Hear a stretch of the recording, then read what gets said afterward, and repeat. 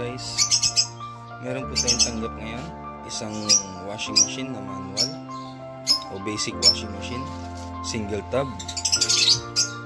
Ang brand po nito ay Micromatic, pero kahit ano pa man po ang brand, ang problema po niya same lang din po. So ang problema po nito, stuck up na po ito, hindi na maikot. Kahit anong gawin natin po niyan, hindi na maikot. So posible na gearbox ang problema, pero check pa rin natin kung ano talagang ang sanhi ng problema nito. So bubuksan ko po muna, tapos babalikan ko po kayo.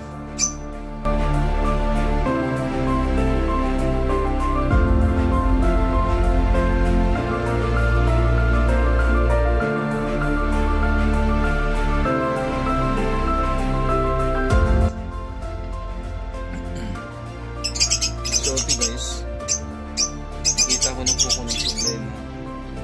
Yung problema po dito is stuck up yung motor, yung po matigas. Yung gearbox po okay naman, yan po pakita ko. Yung gearbox madali po inuutot, pero yung motor po is stuck up. So subukan natin kung pwede pa nating i-retrieve itong motor na to. Pero bago ko baklasin to, check ko muna kung nagre-response pa itong motor pag nakasaksak sa pamilya.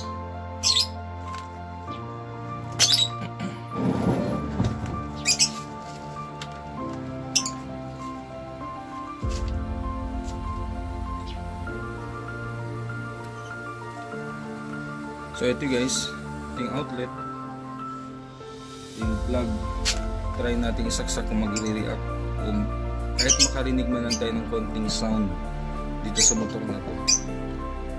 Pag narinig natin na may konting sound ng motor na to, umaandar ng konti, babaklasin po natin to para ayusin yung motor. So nakasaksak na po. So yun guys, naingay. So good pa yung motor, ang problema stuck up. So yan po ang gagawin natin ngayon. Samahan nyo po ang gagawin ko.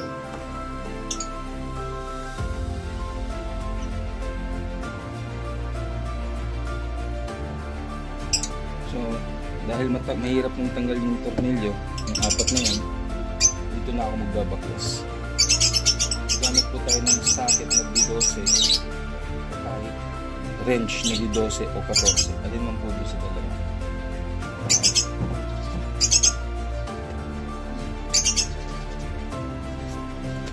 So ito guys, meron tayong 12mm na open and box wrench. Pantanggal dito.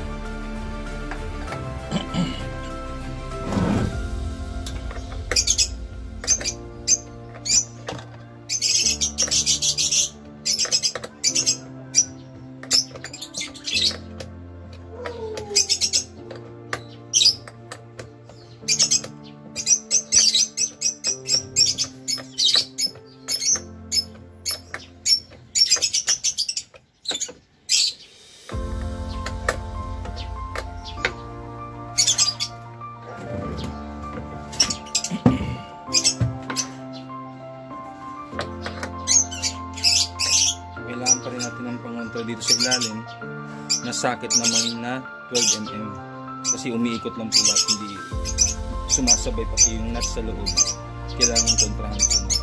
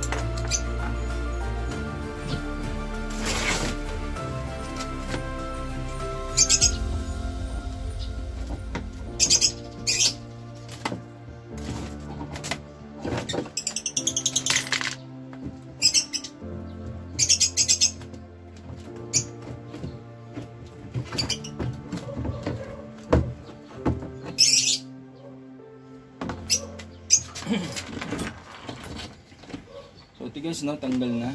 So ito talaga ang problema, matigas iikot. So tuturo ko po sa inyo kung paano po mag-repair nito, pero may kailangan po kayong handa ng mga gamit para maumpisahan po ito. So, ang gagawin ko po, puputulin ko muna lahat ng connection nito para may pull out po yung motor.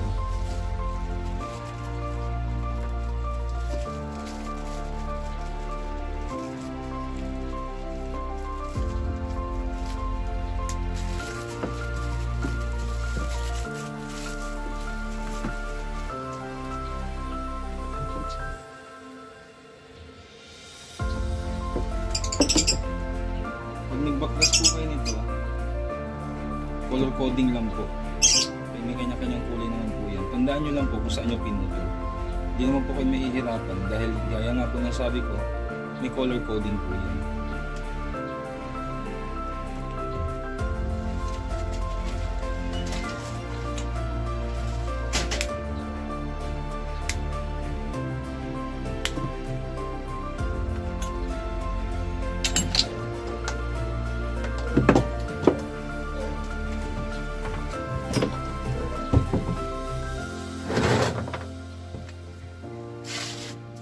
So, yan po.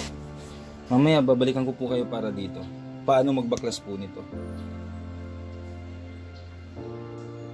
So, eto guys, para mabuksan ninyo, kailangan nyo lang ng gamit na barena. Ito po barena. So, ang gagawin po ninyo, maghanap po kayo ng talim nitong barena na kasing laki po ng tornilyo nito. Kagaya po nito.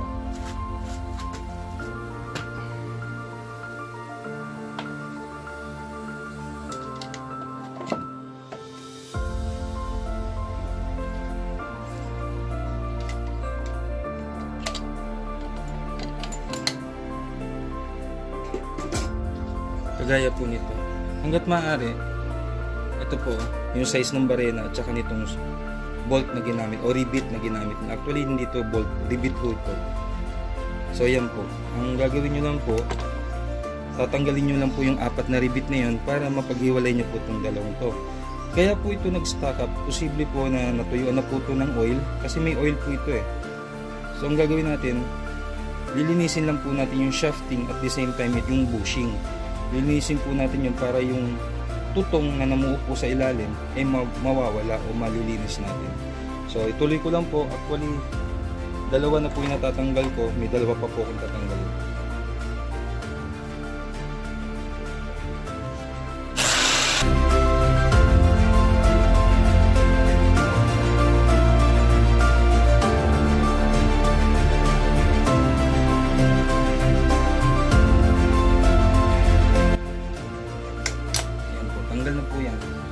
Ngayon, ang gawin nyo po, lagyan nyo po ng marking para kahit pa paano may balik nyo po sa dati. Maglagay kayo ng guhit dito sa taas.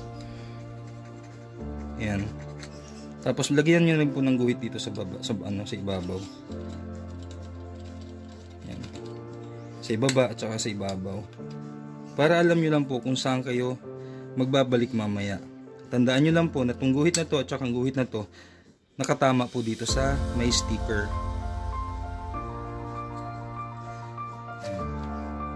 Ibabalik po natin sa original na assembly. Tapos hihiwalay nyo na po ito.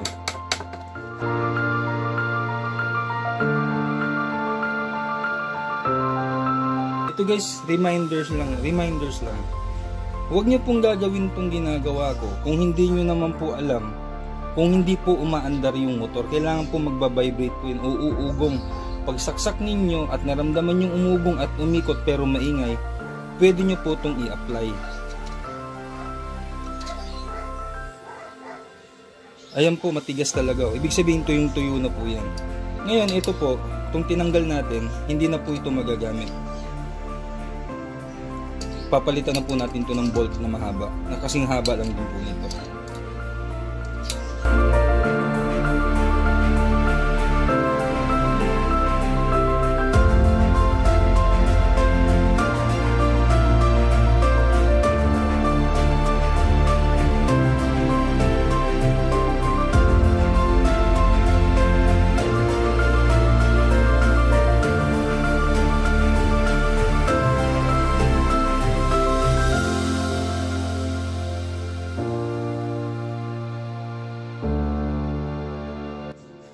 Pag naputol nyo na po ito, bumili na lang po kayo ng bolt na may nut.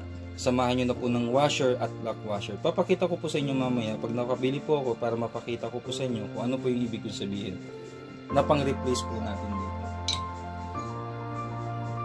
So ito po sobrang tigas. Ito po yung nag-i-stack up. Yan.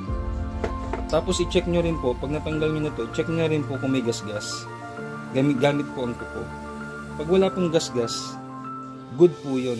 Ngayon, kung mayroon naman pong gas-gas, lihain nyo po ng pinong-pinong liha, gaya ng 800 up to 1,000 grit na liha, para matanggal lang po yung talas. Kasi habang may talas po yan, yun po yung iinit para dito sa bushing, masusunog po yung oil, tsaka po nag-i-stack up. Pero ito, sa case po na to, ang nangyari, natuyuan lang po ng langis itong bushing. Meron po kasing nakastack dyan. Actually, meron po yung cotton dito sa ilalim, yun po yung natuyo. Kaya ang gagawin natin, lilinisin natin to, tapos lalagyan po natin ng oil itong bushing.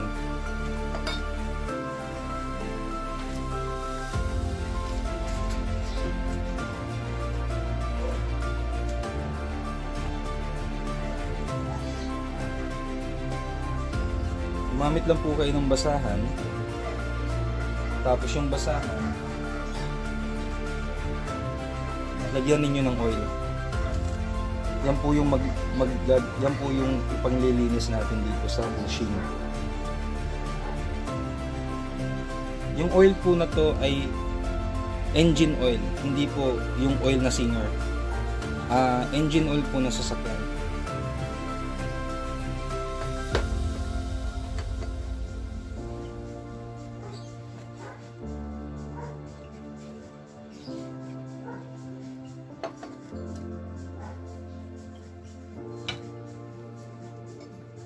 Tapos lagyan din po natin to. Punasan din po natin ito ng oil.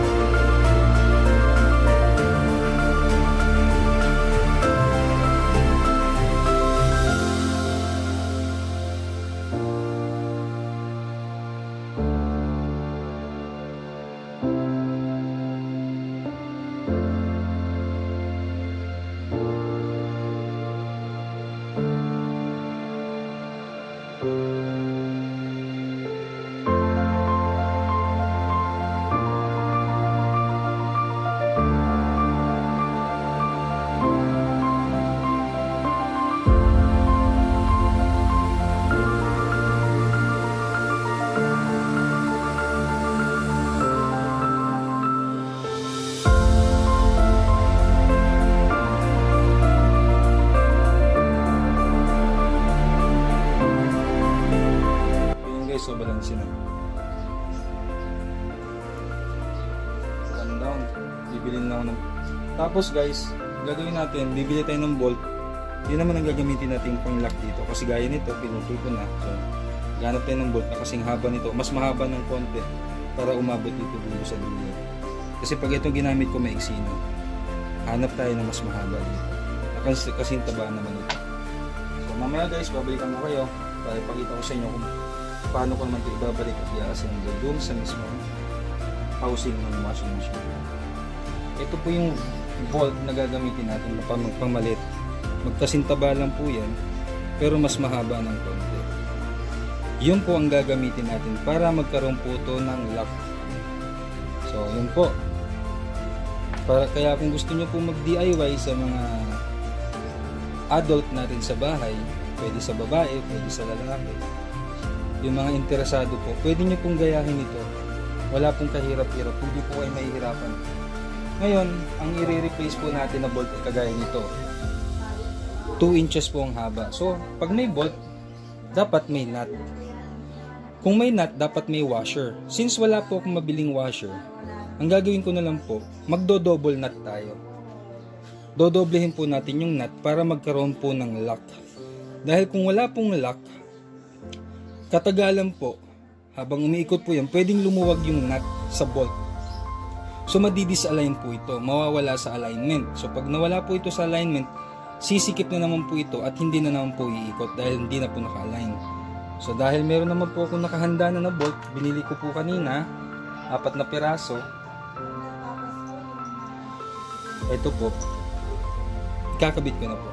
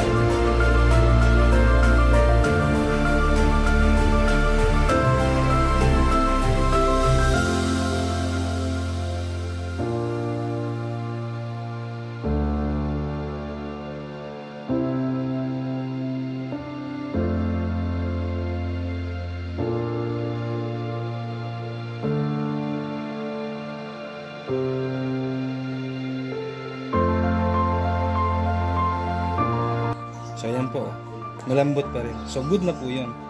Ngayon, ang gagawin na lang po natin, i-double lock po natin. So ang paraan po nun, lagyan natin ng panibagong nut. Para wala pong chance na lumuwag po yung unang nut na kinabit natin. Kung wala po kayong washer.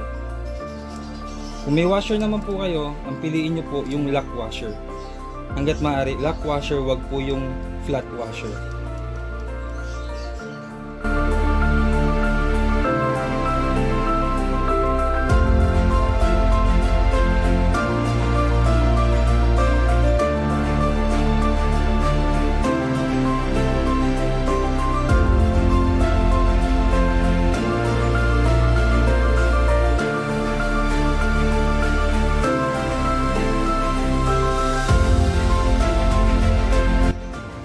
Kagandahan nito guys, nakatipid kayo.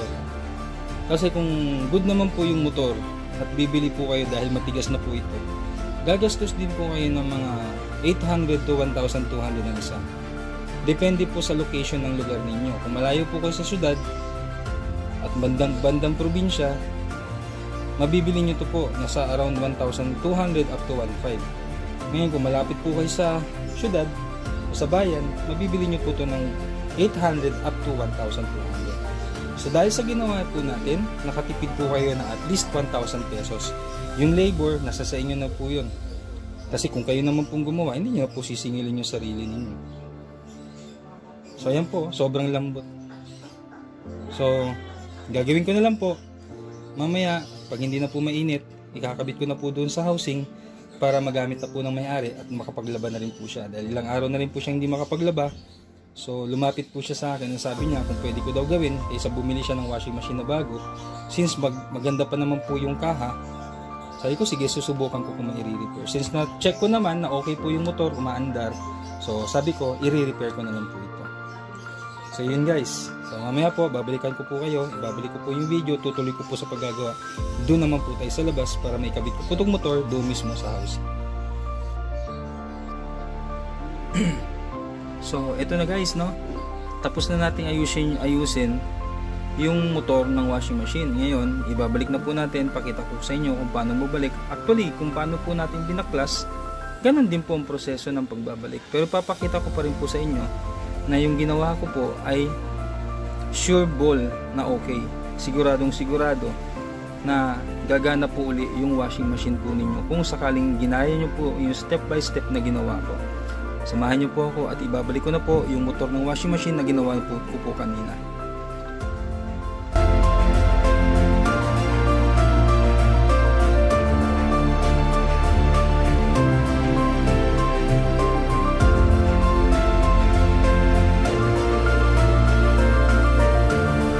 Natin po i-tornilyo ito, dapat ikabit nyo po muna yung pulley dito sa ibabaw para hindi po kayo mahirapan sa pagpasok mamaya.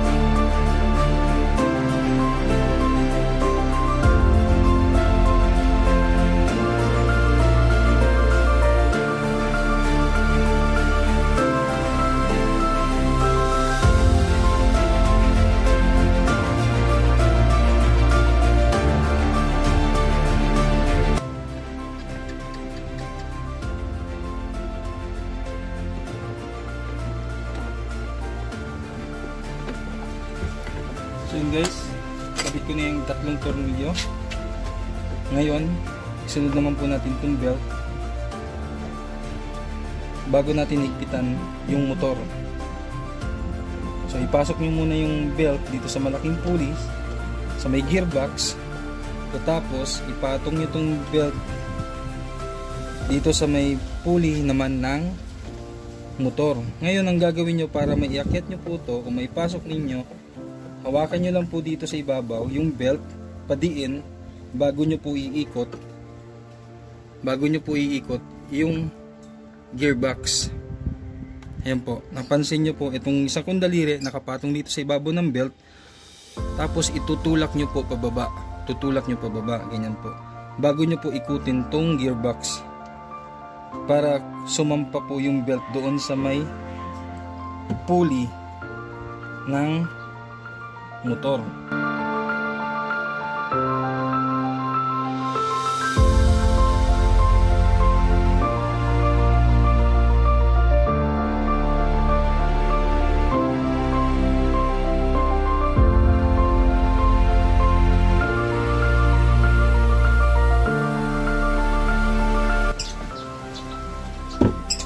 So yun guys, yan o. So nakasampan na.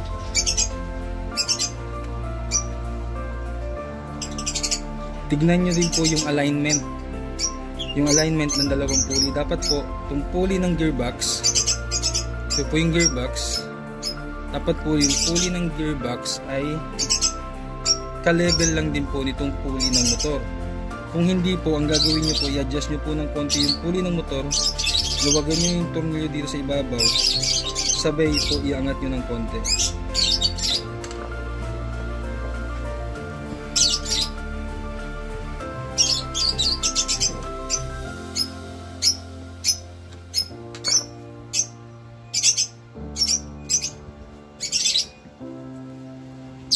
Para hindi po tumalon yung pulley o yung belt pag umiikot na. Importante po yan.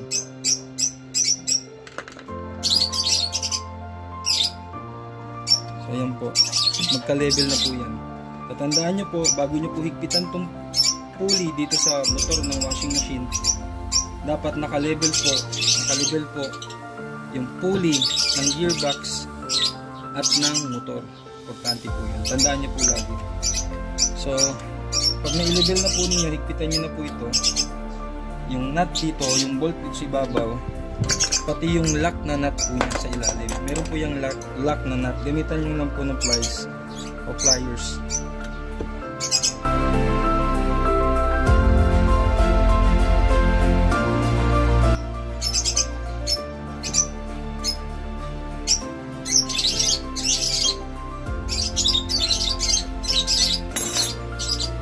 Po, nakakabit na. Ngayon, yung pinutol po nating wire kanina, idudugtong na lang po natin.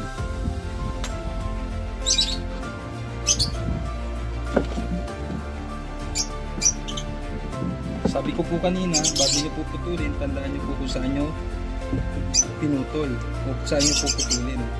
Dahil gaya po nito, may color coding naman, so hindi na po tayo mahihirapan magbalik.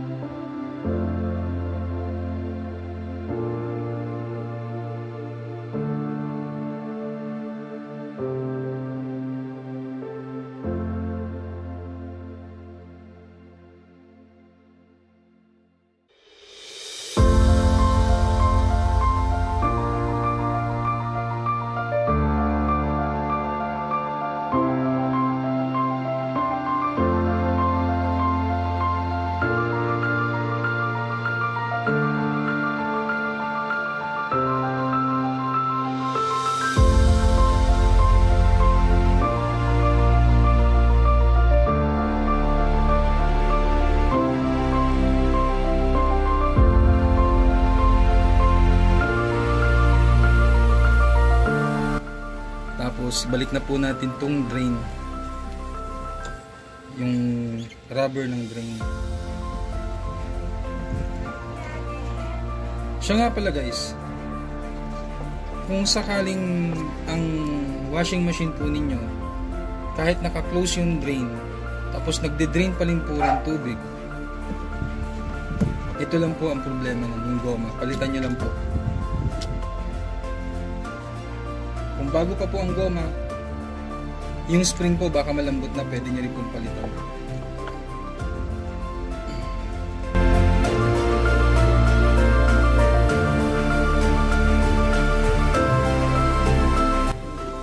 Tamang higpit lang po para hindi mabasag.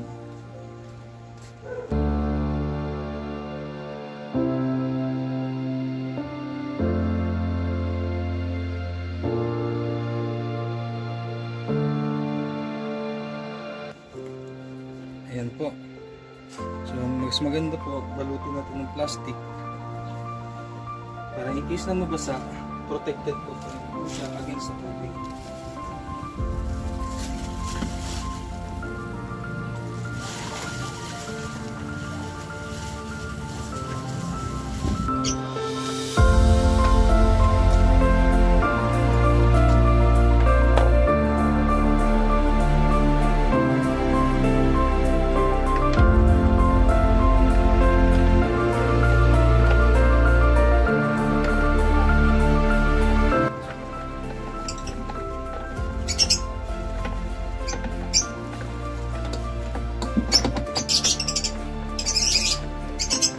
Tapos i-secured nyo po yung wire, talian nyo po dito banda para in case na umikot na po yung motor, hindi po ito pupunta dito banda sa motor para hindi rin po mahagip. Para siguro din nyo lang po na safe po yung trabaho, pupulido yung trabaho ninyo. para wala pong bakbak.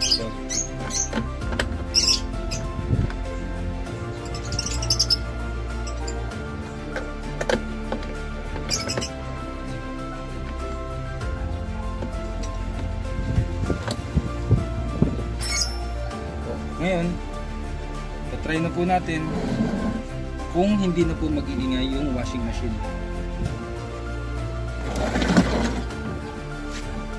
Kung smooth na po yung ikot ng motor.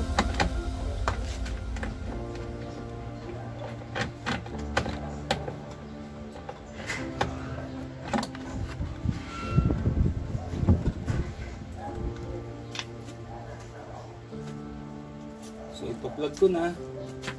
Try natin. Hawakan ko muna yung ano para pwede kung pag may problema, pwede kong bunutin kagad. So yan guys. Okay na po.